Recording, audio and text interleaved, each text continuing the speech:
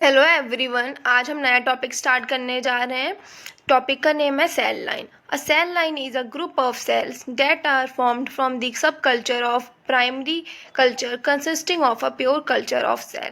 मतलब cell line क्या है? एक हमारा ग्रुप ऑफ सेल है जो कि कैसे फॉर्म हो रहा है? सब कल्चर ऑफ प्राइमरी कल्चर से, जो कि क्या कंसिस्ट करता है? प्योर कल्चर ऑफ सेल्स को। ठीक है, इट्स मीन लाइक जो सेल लाइन जो है वो कैसे फॉर्म हो रहा है? मीन जब हम प्राइमरी कल्चर को जब हम सब कल्चर करेंगे, ठीक है, जब हम प्राइमरी कल्चर को जब हम सब कल्चर करेंगे तो एक ग्रुप ऑफ सेल्स मिलता है। ठीक है, और वो कैसे ग्रुप ऑफ सेल होता है? वो एक ही तरीके का प्योर कल्चर ऑफ सेल होता है। मतलब उसमें एक ही टाइप की सेल जो प्रेजेंट होती है, तो उनको हम क्या बोलते हैं? Cell lines. Okay, cell line usually display functional feature that are close to primary cell. अब जो सेल लाइन्स होते हैं उनके जो फीचर्स होते हैं वो किसकी तरह होते हैं? मेनली किसकी तरह होते हैं? प्राइमरी सेल्स की तरह उसके फीचर्स होते हैं। But the genotype and phenotype of the cells can be modify. पर जो उसका जीनोटाइप और फिनोटिपिक कैरेक्टर्स होते हैं वो डिफरेंट हो सकते हैं हमारी प्राइमरी सेल कल्चर से। क्यों? क्योंकि वो मॉडिफिकेशन की वजह से। They are grouped into two types on the basis of life span of the culture. अब लाइफ स्पेन ऑफ कल्चर की बेसिस पे इनको दो तरीके से डिवाइड किया गया है। पहला है हमारा फाइनाइट सेल लाइन्स और दूसरा है इंडेफिनाइट सेल लाइन्स। ठीक है, अब हम बात करते हैं फाइनाइट सेल लाइन्स के बारे में। Finite cell lines with a limited number of cell generation and growth are called finite cell lines. Means ऐसी सेल लाइन जिनमें क्या है, जो जनरेशन टाइम है वो लिमिटेड है, ठीक है, और उनका ग्रोथ भी है वो लिमिटेड होती है, तो उनको हम बोलते हैं फाइनाइट सेल लाइन्स।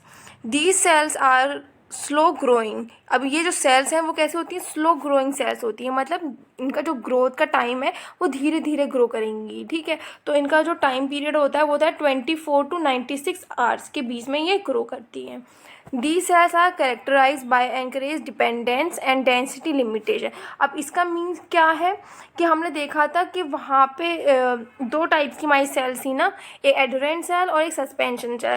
तो एडरेंट सेल को ही हम एनकरेज डिपेंडेंट सेल्स बोलते हैं। मीन्स इन सेल्स को ग्रो करने के लिए किसी भी सॉलिड सरफेस की ज़रूरत होगी। ठीक है, तो फाइनाइट सेल लाइन्स क्या होती हैं? एक तो लिमिटेड टाइम के लिए ही, या फिर उनका जो जनरेशन टाइम है बहुत कम होता है, स्लो ग्रोइंग होती हैं, और उनको ग्रो करने के लिए किसी सॉलिड मटेरियल की या सरफेस की ज़रूरत पड़ती है।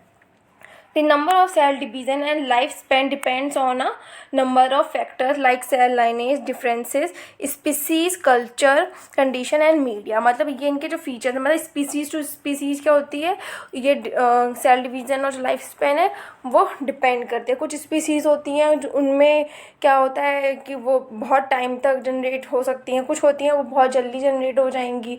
ठीक है, तो species to species cell division होता है। मतलब सेल डिवीज़न के कुछ सेल्स को बहुत टाइम लगता है, कुछ सेल्स बहुत जल्दी डिवाइड हो जाती हैं, और कुछ सेल बहुत जल्दी मर जाती हैं, कुछ सेल्स होती हैं उनको बहुत लेट तक वो हमेशा ज़िंदा रहती है, तो उसके बेसिस पे। ठीक है, मीडिया के डिफरेंट मीडिया होता है, वो डिफरेंट फैक्टर्स होते हैं उसमें, उसके ऊपर फाइनाइट सेल लाइन जो होता है वो डिपेंड होती है। ठीक है, उन फैक्टर्स पे वो क्या होता है? डिपेंड होती है उसकी ग्रोथ। फिर हम बात करते हैं इंडेफिनाइट और कंटिन्यूस सेल लाइंस के बारे में। Continuous cell lines are cells that exhibit indefinite growth by subsequent sub culture.